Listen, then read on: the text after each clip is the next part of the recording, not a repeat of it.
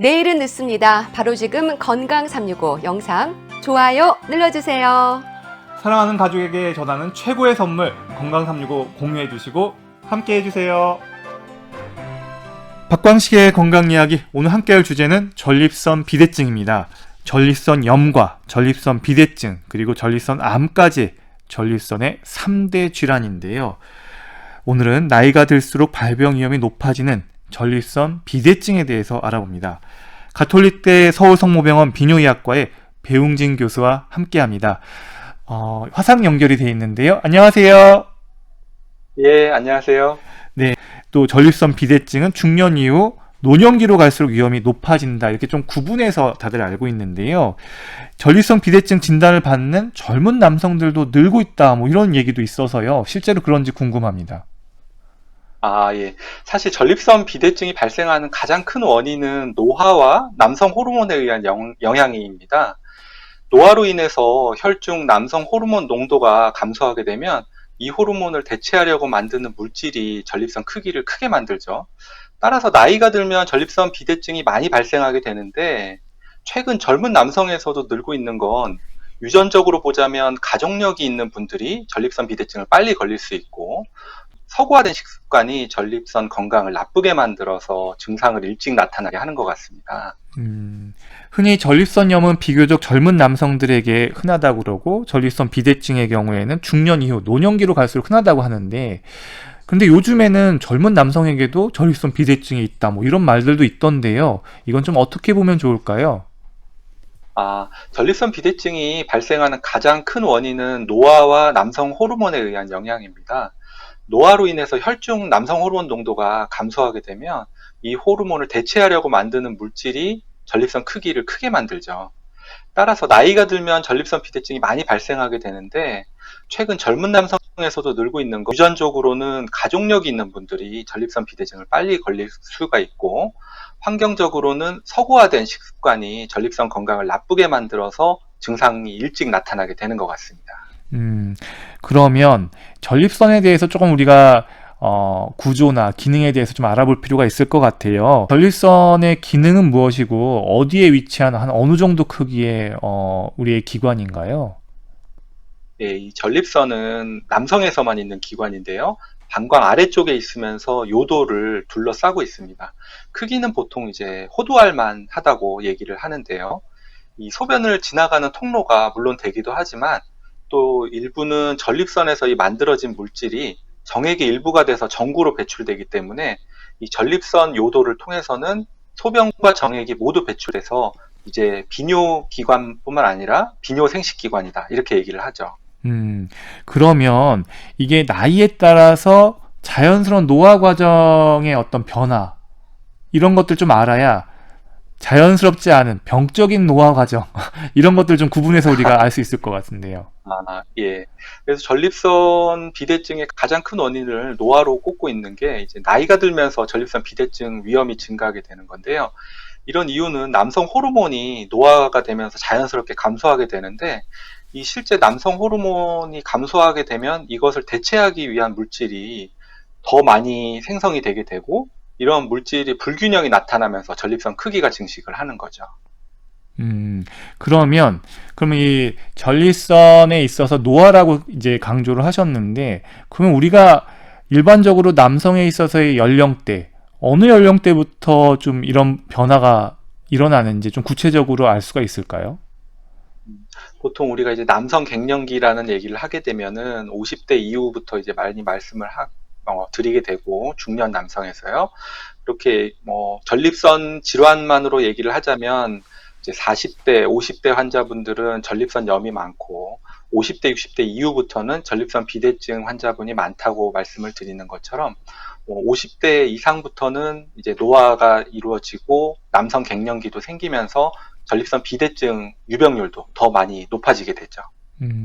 사실은 방금 이야기한 것처럼 50대, 60대 본인들이 이제 증상이 생기기 시작할 무렵에 사실은 어떤 증상들로 이 전립선 비대증을 의심해 볼 수 있는 건지, 그러니까 소변의 문제를 봐야 되는, 소변의 문제로서 접근을 해야 되는 건지, 아니면은 성관계나 아니면 여러 가지 어떤 정액의 배출의 어떤 문제로서 좀 접근을 하는 건지 이런 것도 좀 궁금한데요. 예, 일반적으로 제일 처음 생기는 증상이 배뇨와 관련된 증상이라고 할 수 있는데요. 우리가 여러 가지 배뇨와 관련된 증상들을 하부요로 증상이라는 얘기를 많이 하는데, 처음 증상을 겪게 되는 분들은 소변 줄기가 약하거나, 소변이 자주 마렵다거나, 아니면 저녁에 잠을 잘 주무시다가 소변이 마려서 일어나게 되는 야간요 증상을 겪게 되시죠. 음, 그러면 젊은 사람들이 겪는 전립선 염하고도 증상이 비슷한 거 아닌가요? 아, 맞습니다. 예. 그래서 전립선염도 어떻게 보면은 그 전립선 비대증하고는 조금 기원이 다르긴 하지만, 이제 전립선 비대증과 전립선염의 조금 다른 차이라고 한다면, 이제 병원에 오시면은 우리가 연령대도 조금 확인을 하게 되고, 그리고 하부요로 증상은 동일하게 나타나면서 전립선염과 관련된 통증, 그리고 그런 걸로 인해 가지고 뭐 성기능까지도 떨어진다, 이런 말씀을 많이 하시는 분이면 전립선 비대증보다는 전립선염일 가능성이 좀 높겠다, 저희가 생각을 하고 있습니다. 사실 전립선에 대해서 남성들이 그렇다더라 식으로 좀 잘못 알고 있는 그런 상식들이 많지 않을까 싶은데요. 임상 진료를 보시면서 환자분들도 많이 질문하실 것 같고 그런데 어떤 예, 것들이 대표적으로 있을까요? 먼저 전립선 비대증과 성기능의 관련성에 대해서 잘못 알고 계신 경우가 있는데요. 성관계 횟수가 전립선 비대증과 관련이 있다든지, 오히려 전립선 비대증 치료를 하면 성기능이 떨어질 수 있다는 이런 오해를 하는 분들도 있고요. 어, 또, 예, 요즘에는 전립선암 환자도 많이 증가하다 보니까 이 전립선 비대증이 혹시 암으로 발전하는 건 아닌지, 이런 거에 대해서 걱정하는 분들도 있습니다. 말이 나온 김에 방금 이야기한 그런 오해들은 정보가 참인가요? 아니면 거짓인가요? 제가 말씀드린 세 가지 모두 다 이제 거짓이기는 한데요. 먼저 이제 전립선 비대증과 성기능은 오히려 이제 밀접한 관련성은 전혀 없다고 이전부터 얘기를 하고 있다가, 오히려 이제 전립선 비대증이 이제 나이가 들면서 생기는 노화의 현상이다 보니까 성기능이 떨어지는 것도 이제 노화의 한 현상이죠. 그래서 관련은 거의 없다고 이제 많이 말씀을 드렸었는데, 최근 들어서는 이 성기능 강화를 위한 여러 가지 치료 약제들이 전립선 비대증 치료에도 많이 사용을 하고 있으면서 어느 정도는 조금 그 관련성이 있기는 있다, 이렇게 말씀드릴 수 있고요. 물론 성관계 횟수와 전립선 비대증하고는 관련이 전혀 없습니다. 그리고 음, 전립선 암과 전립선 비대증도 발전이 전립선 비대증에서 암으로 발전하는 것은 아니기 때문에 관련성은 없다고 보시면 됩니다. 그 전립선 약을 먹으면 그래도 좀 성기능이 좀 떨어진다거나 이런 거는 전혀 아니라고 말은 못하지 않지 않을까? 네, 이런 부분들은 맞습니다. 어떻게 보세요? 예, 예, 네. 네. 전립선 치료에 대한 특히 전립선 약물 치료에 대해서 또 말씀을 드리려면은 뭐 치료제가 여러 가지가 있는데 그거를 다 차근차근 말씀을 드려야겠지만, 그중에 전립선 크기를 줄이는 약 일부가 물론 복용을 하면서 성기능 자체가 떨어진다기보다는 성욕이 떨어져서 뭐 조금 뭐라 그럴까요? 느낌상 좀 안 좋다고 말씀을 하시는 분들도 있는데, 그것도 저희 의학적으로는 단기적인 증상일 뿐이고 계속 복용을 하면은 다시 원상태로 회복이 될 것이라고 이제 환자분한테 많이 말씀을 드리죠. 네. 이렇게 사람들이 알고 있는 오해에 대해서 지금 하나하나 다 정확하게 짚어주셨습니다. 그러면 이제 전립선 비대증에 있어서 많은 분들이 약을 먹으면서 조절하다가 어느 시점에 수술할까? 이 수술에 대한 고민, 결국은 수술에 대한 고민을 갖다가 이제 전립선 비대증을 겪는 분들이라면 한 번쯤은 하시는 예, 것 같아요. 이렇게 약을 계속 예, 먹기보다는 수술하는 게 차라리 편하지 않을까. 그리고 수술에 대한 방법도 여러 가지가 있다라는 얘기들이 막 인터넷이나 이런 정보들을 통해서 막 유통이 되고 하는데, 이런 부분들에 대해서 좀 앞당겨서 좀 질문을 드려봅니다. 예. 특히 이제 전립선 비대증 상태가 안 좋아서 병원에 오시는 분들이 가장 궁금해하는 상황이죠. 그게 약을 먹고도 좋아질 수 있는 건지 아니면 꼭 수술을 해야 될 정도인지를 여쭤보는 분들이 있는데, 처음부터 수술 치료를 많이 권해드리지는 않고, 증상이 아주 심해서 치료를 해야 된다면 약물 치료를 1차적으로 많이 권해드리고 있지만, 증상이 심한 분들일수록 수술 치료를 많이 권해드리지, 전립선 비대증의 어떤 절대적이거나 상대적인 크기만으로 우리가 수술을 해야 된다고 말씀드리지는 않습니다. 그래서 수술이 꼭 필요하다고 저희 비뇨의학과 의사들이 생각하는 경우는 소변을 보는 데 있어서 효과적인 배출이 안 돼서 소변이 방광에 계속 쌓이게 되는 요폐가 생긴다든지, 그런 요폐로 인해서 2차적으로 생기는 증상들, 요로 감염, 방광염과 같은 증상들도 그 일부 중 하나일 수도 있겠고요. 노폐물이 계속 쌓이다 보니까 이런 것들이 결정화가 돼서 방광결석이 생기는 분들도 있고, 소변이 배출이 되지 않으니까 소변이 콩팥에서 만들어져서 내려오다가 못 내려오게 되면서 신장 기능까지, 콩팥 기능까지 상실하게 되는 경우라면 서둘러서 수술 치료를 먼저 하자고 많이 권해드리고 있습니다. 교수님, 그렇다면은 전립선 비대증에 있어서 결국은 전립선이 비대해, 그러니까 전립선이 커진 거기 때문에 이 부분들을 절제하는 게 수술인 거잖아요. 그로 인한 현상들을 막기 위해서. 그러면 수술이 더 근본적인 치료법이라고 한다면 약물 치료로 시간을 끌 게 아니라 아예 처음부터 수술로 절제를 하는 좀 근치적인 방법으로 적극적으로 하는 방법들은 어떻게 보세요? 일단 제가 좀 전에 말씀드린 수술의 적응증이라고 하는 것들인데요. 그런 상황일수록 수술을 빨리 권해드리고 있고, 그렇지 않더라도 증상이 또 경미한 증상부터 중간 증상까지도 상당히 다양하기 때문에 이 배뇨 증상을 저희가 이제 객관화한 점수들을 가지고 점수를 매겨본 다음에 경미하고 치료가 당장 필요하지 않은 분부터 약물 치료만으로도 금세 좋아져서 그냥 유지를 하는 분들도 있어요. 그래서 수술을 바로 권해드리지는 않고, 수술 자체가 물론 말씀하신 대로 근본적인 치료가 될 수는 있겠지만 수술 자체의 부작용도 생길 수가 있거든요. 그래서 모든 비대증 환자분들한테 바로 수술을 하자고 권해드리지는 않습니다. 그러면 여기서 또 하나 의문이 생기는데요. 그러면 전립선 비대증, 전립선의 크기가 점점 커지는 것하고 결국 환자분이 느끼는 증상, 하부요로 증상하고 이게 비례합니까? 근본적으로는 전립선 크기가 커지면 커질수록 하부요로 증상이 더 심해지니까 비례하는 것은 맞습니다. 근데 아주 예외적인 경우가 있는데요.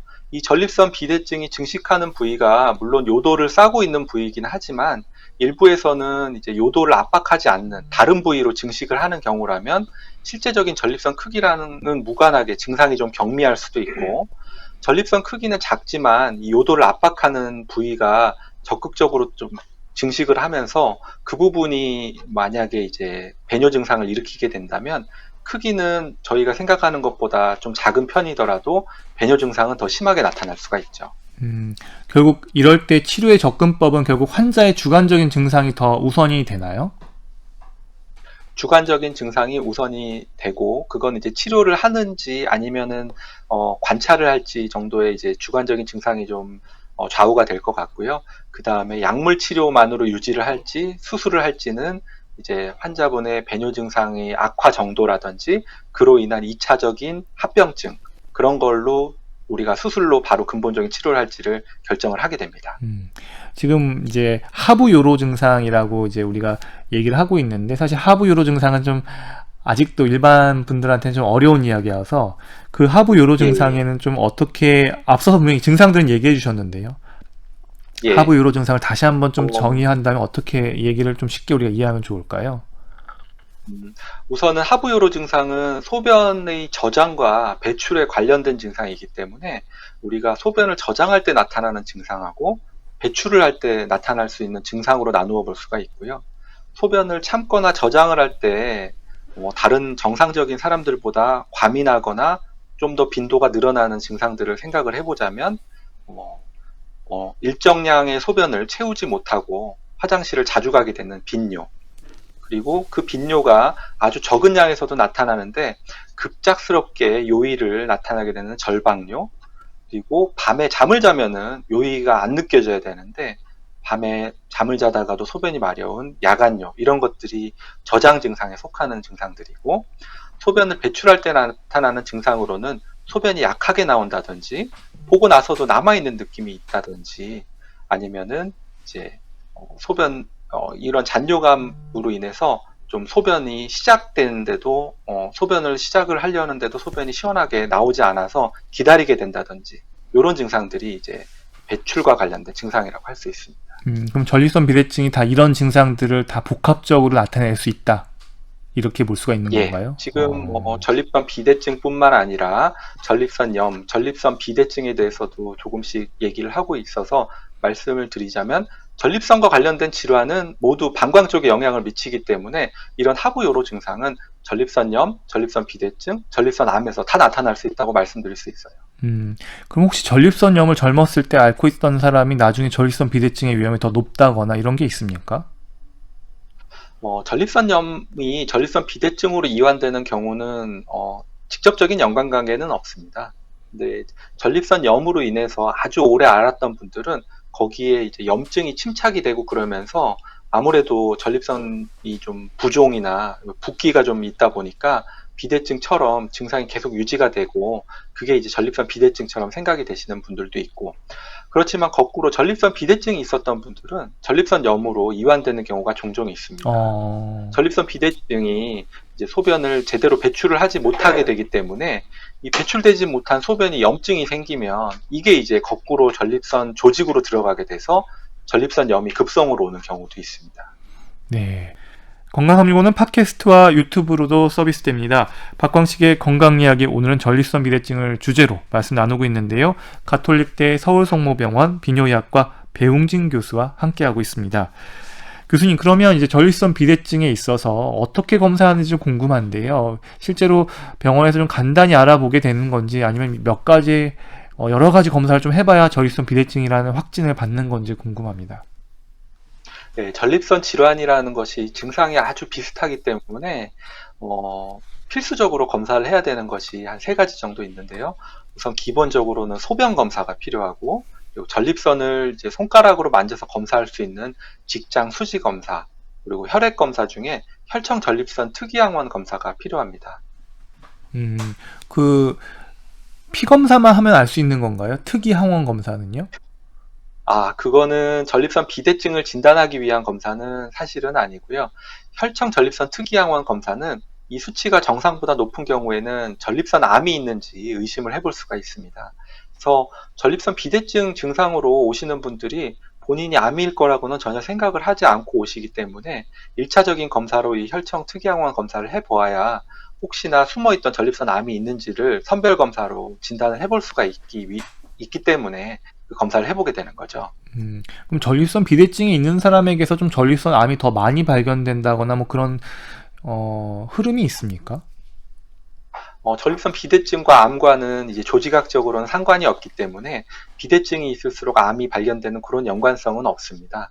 근데 전립선 암 자체가 증상이 오히려 전립선 비대증보다는 거의 안 나타나는 편이기 때문에 건강검진식으로 우리가 이 혈청 특이항원 검사를 해주어야 비대증 때문에 오시는 분이든 어쨌든 하부요로 증상으로 비뇨의학과를 찾게 되면 숨어있던 암을 찾기 위해서라도 이 검사를 해봐야 되는 거죠. 그러면 이 전립선 검사에 있어서 직장 수지 검사가 이게 어떤 의미를 갖고 있는 건지 사실 많은 분들이 좀 불편해하실 수도 있는 건데 이게 좀 필수적인 검사인지 이런 것도 좀 궁금한데요. 직장 수지 검사가 이제 필수적인 이유는 사실은 이전에 전립선 초음파 검사가 많이 보급화되지 않았을 때는 이렇게 직장 수지 손가락을 넣어서 촉지를 하는 것만으로도 비뇨의학과 의사들은 대략적으로 전립선 크기를 감지를 할 수가 있기 때문에 전립선 비대증으로 오시는 분들은 필수적인 검사가 되긴 했었는데요. 그냥 크기만 촉지하려고 검사를 하는 게 아니고 전립선 암의 경우에는 암 결절이 만져지는 경우도 있고 전립선 염증이 있으신 분들은 이렇게 촉지를 했을 때 통증을 느끼기 때문에 혹시 전립선 염증도 같이 있는지를 감별을 해볼 수가 있어서 상당히 중요한 검사 중에 하나입니다. 그러면 전립선에 대한 검사, 좀 선제적으로 검진을 정기적으로 받는 건 어때요? 예, 하부요로 증상이야 보통 이제 나이가 들면서 남성 갱년기와 함께 같이 나타나기 때문에 그런 분들이면 그런 분들일수록 일찍 와서 검사를 해보는 게 필요할 수 있고 간단한 설문점수로 이제 여러 가지 하부요로 증상이 어느 정도 수준으로 나타나는지를 확인해 볼 수 있기 때문에 그런 설문점수랑 혈액 검사 중에 혈청 특이항원 검사를 해보시는 것이 건강검진에는 도움이 될 수 있습니다. 그러면 이제 초음파 검사로는 어떤 정보들을 얻게 되나요? 초음파 검사로는 전립선 크기를 직접적으로 측정하기 때문에 조금 더 정확한 전립선 용적을 측정을 할 수가 있고, 그리고 초음파 검사를 통해서 내부에 염증이 있을 경우에 어떤 석회화된 병변이나 다른 이상 병변이 발견이 될 수도 있어서 그런 이점으로 초음파 검사를 같이 해볼 수 있습니다. 그러면 초음파 검사, 직장 수지 검사, 그리고 전립선 특이 항원 검사 요 세 가지를 가지고 전립선 비대증 진단을 내릴 수가 있다는 얘기이신 거죠? 예, 거기에 이제 하부 요로 증상을 볼 수 있는 우리가 국제 전립선 증상 점수라는 국제적으로 통용이 되는 설문 점수가 있는데요. 그 점수를 1차적으로 해보면 환자분의 하부 요로 증상이 어느 정도인지를 파악할 수 있기 때문에 객관적인 점수로도 사용을 해보고 있습니다. 전립선 비대증이 있어도 피검사에서 그 전립선 특이 항원 검사 수치는 낮을 수 있는 건가요? 보통은 전립선 비대증이 없으신 분들은 1점대 이하로 많이 나타나고 있고요. 전립선 비대증이 아주 심하신 분들은 1 이상으로 나타나는 경우가 있습니다. 일반적으로 우리가 전립선 특이항원 검사의 정상 수치를 2.5나 3 정도를 기준으로 잡고 있는데요. 그 이상 되는 경우라면 혹시 전립선 암까지 있는지 확인을 해볼 필요가 있어서 정밀 검사가 필요하게 되고, 아무 증상이 없는 분들은 전립선 비대증도 없을 때는 1점을 대개는 많이 넘지는 않습니다. 전립선 비대증이 좀 심할수록 1점 이상 나타나는 분들도 종종 발견되고 있고요. 그러면 이제 하나 궁금한 게요. 방금 이 여러 가지 검사의 어떤 수단들이 있는데요. 하부유로 증상이 있어서 이제 병원을 내원했고, 그런 설문조사 점수는 높게 나왔는데, 초음파상에서 전립선 비대증도 없고, 피검사에서 전립선 특이항원 수치도 올라가지 않았고 한다면, 그러면 그 다음 단계로는 뭘 좀 의심해보고 뭘 더 검사를 해보게 되나요?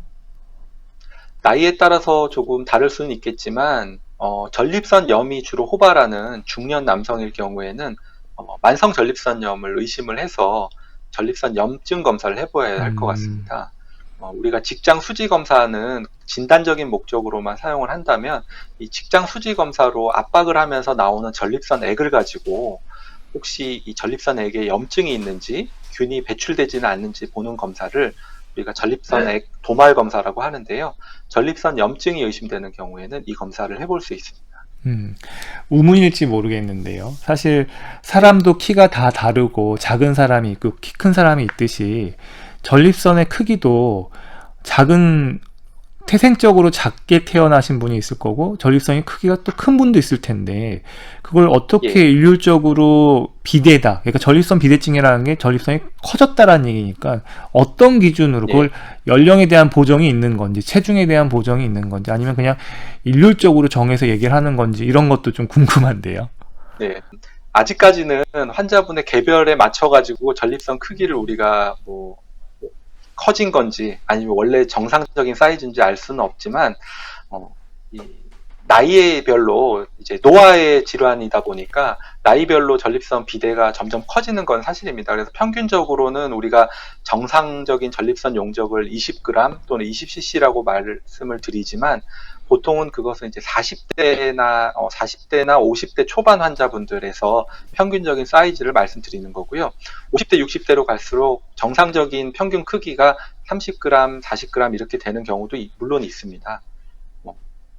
그렇게 말씀드릴 수 있겠네요. 그러니까 물론 이제 아직까지는 개인별로 맞춤형으로 진단하지는 않는다. 그리고 좀 아직은 일률적으로 적용하긴 하지만 분명한 거는 어떤 나이대에 따라서 크기 변화나 이런 전반적인 평균 수치 정도는 지금 다들 감안은 하고 있다. 이렇게 제가 받아들여도 될까요?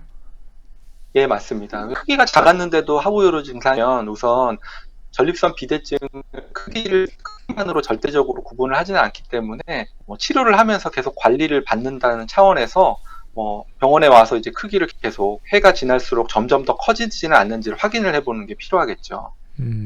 결국 이제 다른 질환들도 이제 그렇지만 병의 진행 정도에 따라서 단계를 나누기도 하잖아요. 이 전립선 비대증도 그렇게 좀 단계를 나눠서 접근을 하는지 궁금합니다. 전립선 크기가 정상적인 것보다 커진 소견이 보이면 비대증이라고 얘기를 하지만 상태는 오히려 배뇨 증상 정도에 따라서 구분하는 경우가 더 많습니다. 그래서 이 전립선 비대증으로 인해서 발생한 하부요로 증상인 잔뇨감, 빈뇨, 소변이 끊어진다든지 이 빈도나 횟수에 따라서 경증이라든지 중등증이라든지 중증으로 나누어 볼 수가 있습니다. 교수님 그러면 이 비대증이 심할수록 배뇨장애나 통증도 심해지는 건가요? 예, 보통 전립선 염이 있을 경우에는 통증을 많이 호소를 하지만 비대증이 심해졌다고 통증까지 호소하는 분들은 많지는 않습니다. 그렇지만 물론 전립선 크기가 클수록 배뇨장애가 심해지는 경우는 많죠. 그러면 초기라면 이 배뇨 습관이라든지 생활 습관을 개선하는 걸로 치료 효과가 있다고 들었는데 과연 그렇습니까? 예, 이 하부요로 증상이 얼마나 자주 나타나는지를 확인해 보면 증상이 경미한 분들도 있습니다.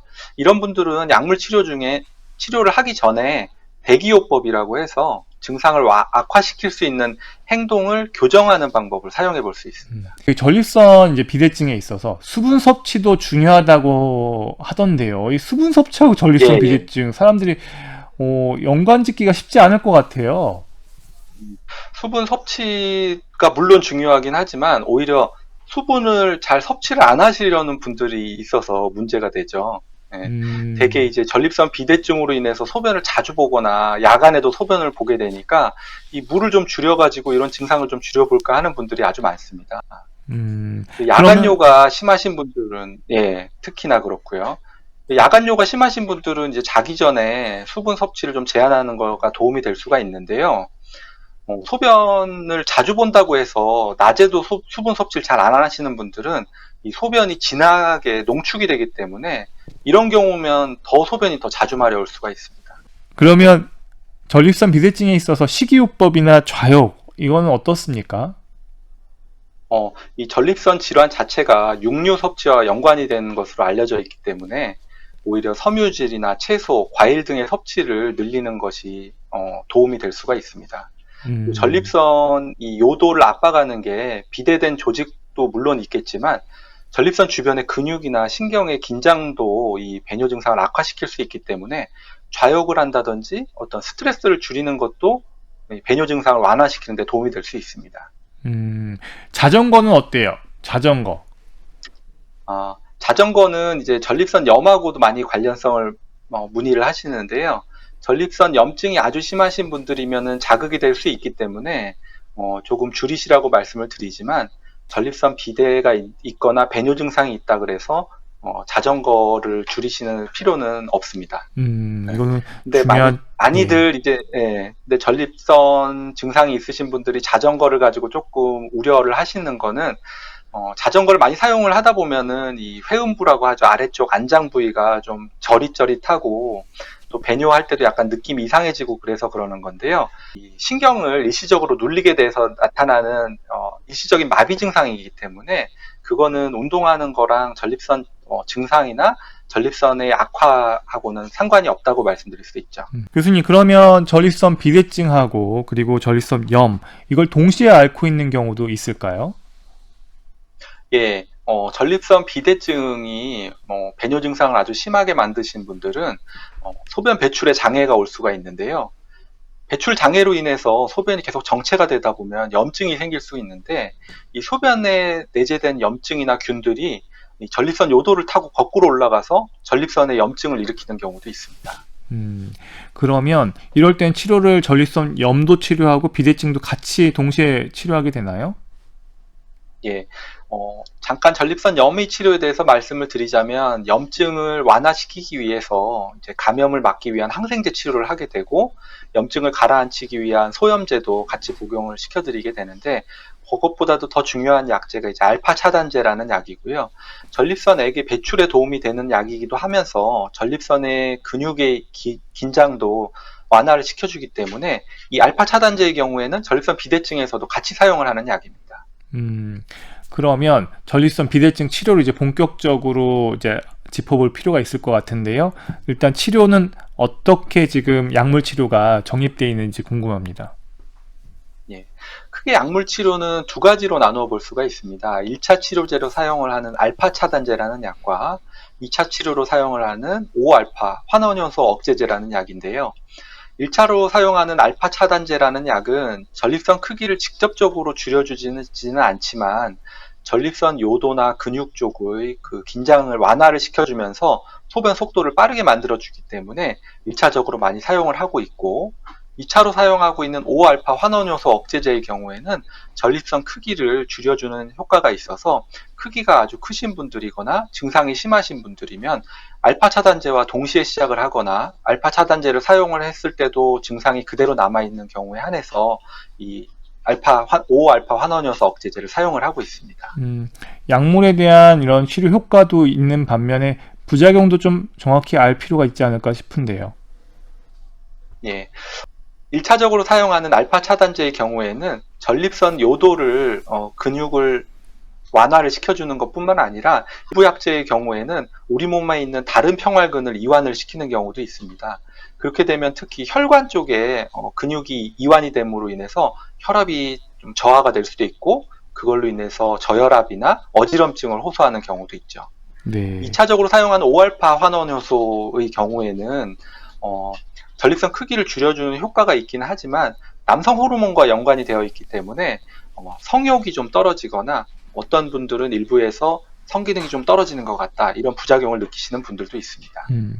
이렇게 약물을 드시다가 결국 전립선 비대증에 대한 수술을 고민하는 분들이 사실 인터넷에서 많은 정보들을 찾아보시거든요. 그래서 전립선을 커진 전립선을 단순히 절제만 하는 줄 알았다가 그 수술하는 방법, 절제 방법도 뭐 레이저, 뭐 각종 뭐 여러 가지 이야기들을 많이 들으시고 고민들을 하시는 것 같던데요. 그래도 좀 교과서적으로 또 확립된 어떤 치료법, 수술법은 좀 어떻게 보면 좋은지, 어떤 것들 주의해야 되는지 이런 것도 좀 알려주시면 좋을 것 같아요. 일반적으로는 전립선 비대로 인해서 이 좁아진 요도를 넓히기 위해서 배를 여는 개복 수술이 아닌 내시경을 이용한 수술을 우선적으로 많이 사용을 하고 있고요. 전통적으로는 이제 전기를 통하는 그 루프를 이용해서 전립선 조직을 절제해내는 수술법을 전통적으로 많이 사용을 하고 있고, 레이저를 이용해서 조직을 태워 없애는 방법도 기존 수술에 비해서는 출혈 부작용이 더 적기 때문에 오히려 최근에는 더 많이 사용을 하고 있습니다. 그러면은 다 레이저를 받는 게 좋겠네요. 출혈 부작용이 적기 때문에 레이저 수술을 많이 하고 있고요.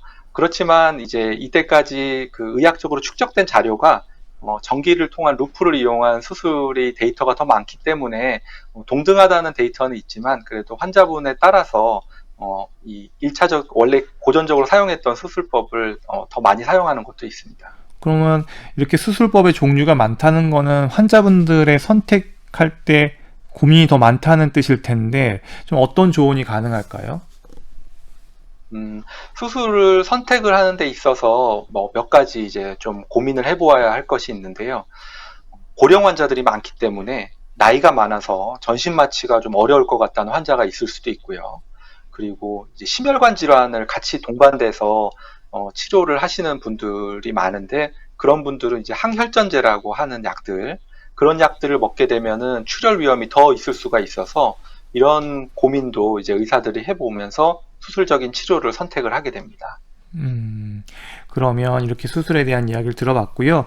요즘 사실 전립선 비대증에 대해서는 시민 여러분들도 많이들 궁금해하시고 그러셔서 리포터 전수연 씨가 직접 현장에서 시민 여러분들 질문 받아왔는데요. 함께 들어보시고 답변 부탁드릴게요.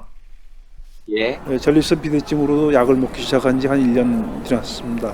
약이 좋아서 그런지 지금은 배뇨장애도 없고 해서 완치된 게 아닌가 싶은데, 그래도 계속 약을 먹어야 될까요? 제가 탈모 때문에 프로페시아라는 약을 복용하고 있는데요. 검색을 해보니까 원래는 전립선 비대증 치료약으로 개발됐는데 현재 탈모 치료제로 쓰고 있다고 들었습니다. 그래서 이제 궁금증이 생겼는데요. 혹시 프로페시아를 꾸준히 복용하면 전립선 비대증 예방 효과도 있을까요? 얼마 전에 남편이랑 같이 건강검진을 받으러 갔는데 저희 남편이 전립선 비대증이라는 진단을 받았거든요. 병원에서는 보통 남성의 경우는 전립선이 한 20g 정도인데 저희 남편은 39g이라고 하는데요. 그래도 아직까지는 소변 때문에 뭐 크게 당황스럽거나 뭐 문제가 된 적은 없다고 하는데요. 혹시 그런 커진 전립선을 작아지게 해주는 약은 없나요? 네, 여러 가지 질문을 해 주셨습니다. 전립선 비대증 약을 먹기 시작한 지 1년이 지나셨는데, 약이 요즘 너무 좋으셔가지고 아주 뭐 잘 지내고 계시대요. 중요한 거는 이제 배뇨 장애가 일단 많이 없어져서 좋다고 얘기를 하시는데, 그러다 보니까 본인이 되게 건강해진 것 같다라는 생각이 들고 완치가 된 것 같다는 생각이 드신데요. 그래서 이러다 보니까 그 약을 이제 안 먹어도 되지 않나 이런 생각을 하신다는데, 어떻게 좀 꼭 계속 약 드셔야 되나요? 어떻습니까, 교수님? 예, 저 전립선 비대증 약물 치료에 대해서 좀 네네. 말씀을 드렸었는데요. 네. 예, 1차적으로 사용하는 그 알파 차단제 같은 약의 경우에는 일시적으로 이 증상을 개선시켜주는 효과가 있기 때문에 네. 중단을 하면은 배뇨 증상이 다시 생길 수가 있습니다. 아, 예. 그리고 그럼- 이제 크기를 줄이는 약도 물론 있죠. 근데 이제 네네. 장기간 약을 또 중단을 하게 되면은 네네. 다시 전립선이 커지게 되거든요. 오. 그리고 그러면- 이제 전립선 비대증이라는 게 이제 또 노화로 인해서 생기는 병이다 보니까 네. 치료를 하지 않던 치료를 하던 이 크기는 조금씩 더 커질 수가 있는 상황이죠. 아, 예, 그래서 아예 그냥 뭐 치료를 한다 이렇다기보다는 관리를 한다는 생각으로 네. 관리 차원에서 보는 게 맞을 것 같습니다. 그러면은 이게 좋아졌다고 해서 아주 완전히 완치됐다 이렇게 생각하시면 안 되고 평생 관리 차원에서 약을 드셔야 된다 이렇게 생각하면 될까요?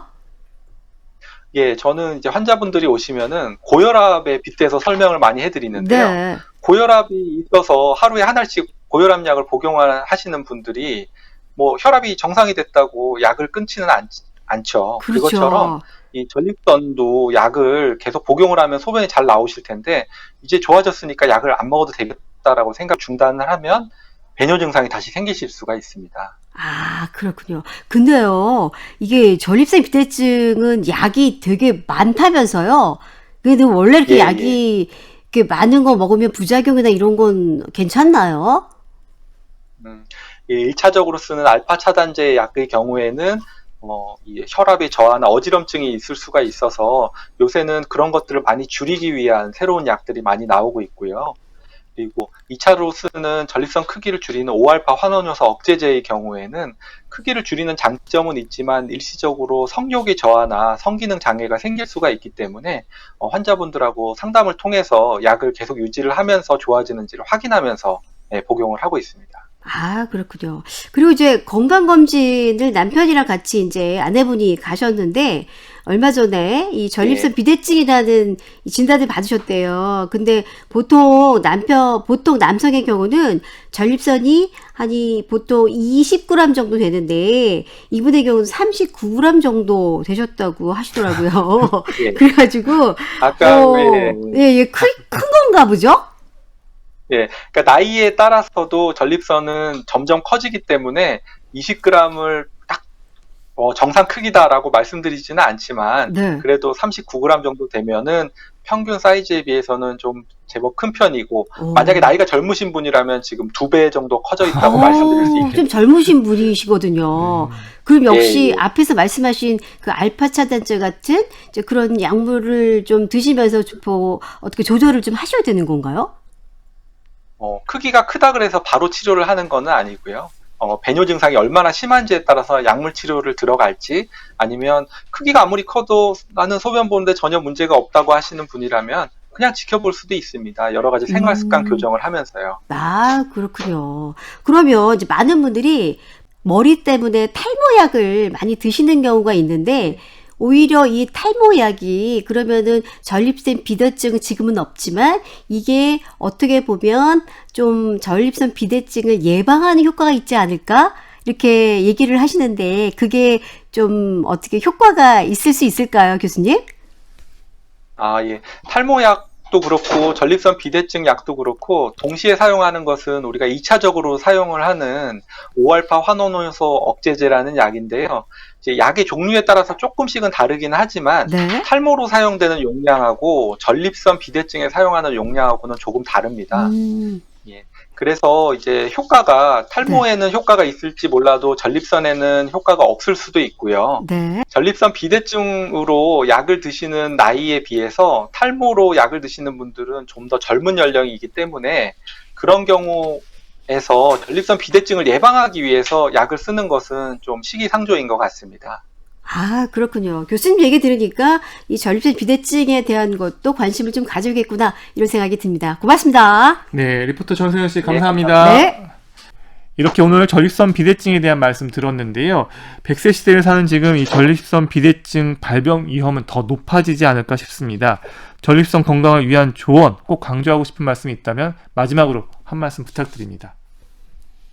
전립선 건강이 안 좋게 되면은 이 배출한 능력이 떨어지게 되는데 방광 능력을 개선시켜 줄 수 있는 약은 아직까지 개발이 된 게 없습니다. 그렇기 때문에 평소에 전립선 기능을 유지하기 위한 생활 습관을 지키면서 검사를 자주 받는 것이 이 소변을 잘 보면서 장수할 수 있는 길이라는 걸 명심하시면 좋겠네요. 네, 지금까지 가톨릭대 서울성모병원 비뇨의학과의 배용진 교수님 오늘 말씀 고맙습니다. 예, 감사합니다.